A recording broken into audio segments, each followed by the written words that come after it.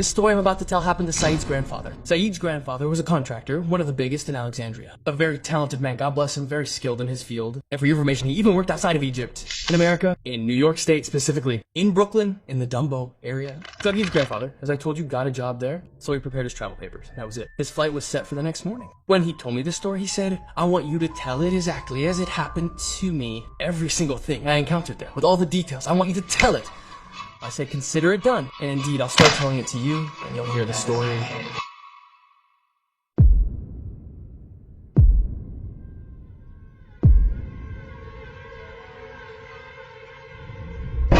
Saeed in Manhattan, there are houses like this, and there are houses like that.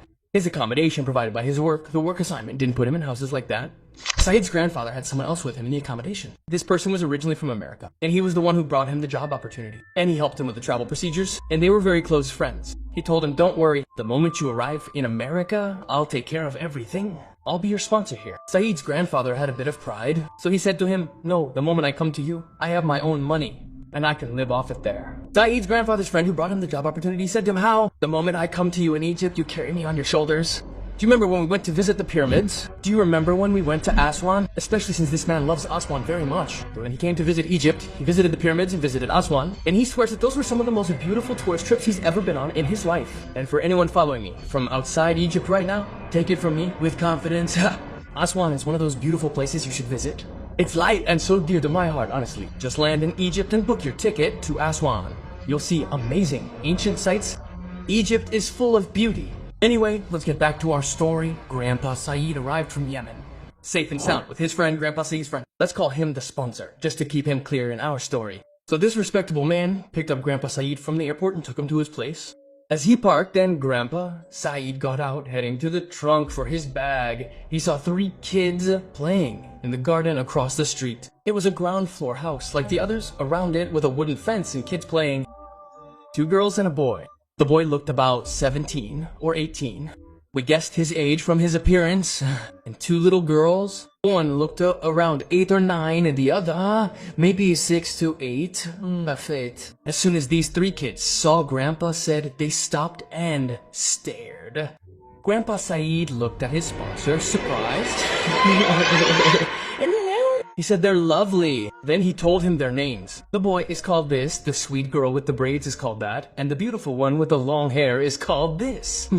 He said all 3 names. They're the children of 2 sisters living together. Tawana and Julia live together. How and whose kids are they? I'll tell you, both their husbands were in the army.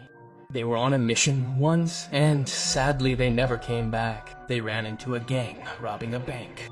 I don't know the whole truth, but the important thing is they both ended up dead. One died instantly, the other spent 3 days in the hospital between life and death, but he passed away too. So the 2 sisters decided to sell their houses and come and take this big 2-story house. 1 floor for Tawana and her son, and 1 floor for Julia and her 2 daughters. And they lived together because the old houses reminded them of very painful and terrible memories of their husbands. So they decided to sell those houses and take this house for themselves. And here they are, living. While Grandpa Saeed was listening to the story of these boys and their deaths, one of them came out. Tawana, kids, come on, food's ready. Yeah. So here's Kalal as she's bringing her kids in. Who's she looking at? At Grandpa Saeed. And at the sponsor. Hi, Tawana, this is my friend Saeed.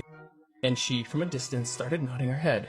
And gave him like a thumbs up. And gave him a little greeting. And went and took the kids and went inside. Grandpa Saeed went into the sponsor's house, his friend. He took out his bag and they went down to the kitchen. They sat at the table. And the sponsor started taking food out of the fridge and cooking for him. While Grandpa Saeed was sitting at the table and the sponsor was cooking, Grandpa Saeed was distracted. And he kept rubbing his hand on the side of his eyebrow. So the sponsor, his friend, looks at him. Said, what are you thinking about? No, nothing. I really feel bad about the story of the boys and their mothers that you told me outside.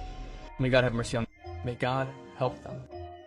But you didn't tell me. How long ago was this? I mean, when did Tawana's husband and Julia's husband die? That was 3 months ago. Exactly 3 months ago what happened. And they haven't even been living here in the area for a month. And just so you know, their relatives are with us here from the area. That's why they come here near their family, so they're not alone. So Grandpa Saeed looks at his friend and says, that's good. While they're talking, the sponsor gets a phone call. And he starts rattling off a couple of words in English. And Grandpa Saeed is just staring at him. After he hangs up, is something wrong? No, the food's on the stove. I made it for you. Can you just serve yourself while I run an errand, and I'll be right back? What's wrong? My daughter's husband is sick and she's calling me. She can't control herself. So I'm gonna go to them quickly and I'll come back to you. Wait, hold on. I'm coming with you. No, stay here, Saeed. Where are you coming with me? You just got back from traveling and you're tired. You stay here. It's a short drive. It won't be long. I'll just go check on them and I'll come back to you. And sure enough, the man goes out to start his car. And here Grandpa Saeed is standing behind the window looking through the curtain. The sponsor, his friend, gets in his car and leaves. And Grandpa Saeed, while standing at the window, his eyes wander to the garden, the street, and the area in front of the house. Like when you go anywhere, you stand at the window and gaze at the street. At what the window overlooks, suddenly his eyes land on the house across the street, the one with Evan and Julia. The moment his eyes land on that house, he sees a woman standing behind the curtain. The moment she sees him, the curtain is pulled shut and she runs inside. He's surprised, wondering what's going on. Grandpa Saeed goes back into the kitchen, serves himself, and eats. After he eats, he goes and opens the refrigerator, takes out a drink, pours it into a glass, and then he goes and sits outside in the garden. The sun is setting and starting to disappear. He was sitting outside in the garden, with a couple of chairs and a table. He was on one of the chairs, drink beside him. Grandpa Saeed started calling the family abroad, checking in, chatting a bit. While he's talking, suddenly the front door of the house across where I and Julia live opens. Out comes the eldest boy, Tawana's son. He stops in the middle of the path, staring at Uncle Saeed. So Grandpa Saeed looks back, gives him a stare. He's puzzled. He excuses himself from the family call, hangs up quickly. He goes, "Hey kid, why are you standing in the street? Go inside, go." Imagine sitting in your garden. Connect the dots of this story in your head. Picture it. Suddenly, as he's sitting there, this little boy is standing in the road staring. "Hey kid, the cars!" Grandpa Saeed barely gets the words out when a car comes speeding, boom, hits him. The kid's thrown meters ahead. Grandpa Saeed sees this, his heart sinks. He jumps up shocked. He starts heading towards the road. He looks around, sees where the car hit the boy, where he landed. He sees the boy crawling towards the sidewalk. He starts to run, but slowly. The boy crawls as fast as he can towards the wooden fence of his house.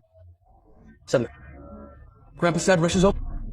He looks behind the fence. The boy's gone. Where'd he go? He was crawling right in front of him. He didn't hide behind the fence. He's not there. Where could he have gone?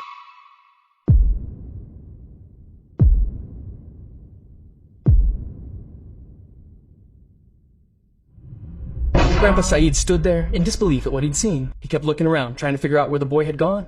The car that hit him even sped off and didn't stop. Suddenly a woman comes out of the house. It's Tawana. She comes out looking at Grandpa Saeed like that, and Grandpa Saeed looks at her. "Hey, your son just got hit by a car. I'm looking for him. I don't know where he is. I swear." And she looks at him, barely understanding a word. In a split second, her son comes from behind her. "Mom." So Grandpa Saeed looks over. What? Is that her son who just got hit by the car? The grandpa just stood there, not believing his eyes. He gathered himself and left. He didn't want to do anything but go home, go to his room, spread out the blanket, sleep and cover himself. Night falls. A few hours later, he hears a noise. Someone is throwing rocks from the street at his window. The room he's in is upstairs. Someone's throwing rocks at it. So he sits up in bed and looks at the clock like that. Till around 00 o'clock, he's resting for like 3 hours or so. Anyway, he calls his boss. "Where are you?" "You're late." He says, "Sorry, we took him to the hospital. My bad, I'll be right there. Okay?" He hangs up, and while he's sitting, he looks at his phone, gets his glasses from the drawer, puts them on, and checks his phone to see if any family sent messages.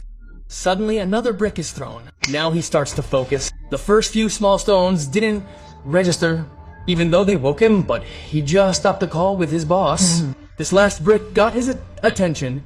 Grandpa Saeed lowers his legs from the bed, puts on his slippers, and walks to the window. He looks. "You saw Tawana?" Set her aside. Her sister Julia. Didn't she have 2 little girls?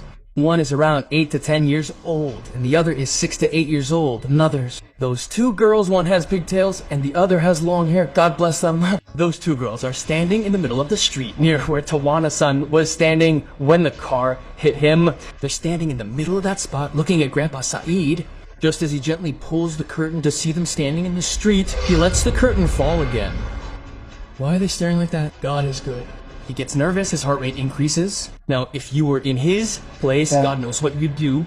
Suddenly, he pulls the curtain again, but the 2 girls are gone from the street. Where did they go? God knows. He hears knocking downstairs in his house. He hears knocking in his house. He gets up and walks to a room, opens it, closes it behind him, and starts walking to the stairs that lead down to the living room and kitchen below. He takes the stairs slowly, and halfway down, he hears kids laughing like they're playing in the house. even though it's empty. It's his boss's house. He hears the sound and freezes. He's an old man, but he goes down and checks the house. He finds nothing. There are 2 rooms downstairs, like a hallway with a room facing another, plus the kitchen and bathroom together. Just as he gets downstairs, one of the room doors opens, and he freaks out. Then the other door opens, and he's terrified. Seeing this, the man runs. Imagine an old man who's seen it all, supposed to be fearless, runs to his room, upstairs, opens the door, goes in, and locks it right away in a flash. He calls his boss, but the phone doesn't connect. He calls emergency services.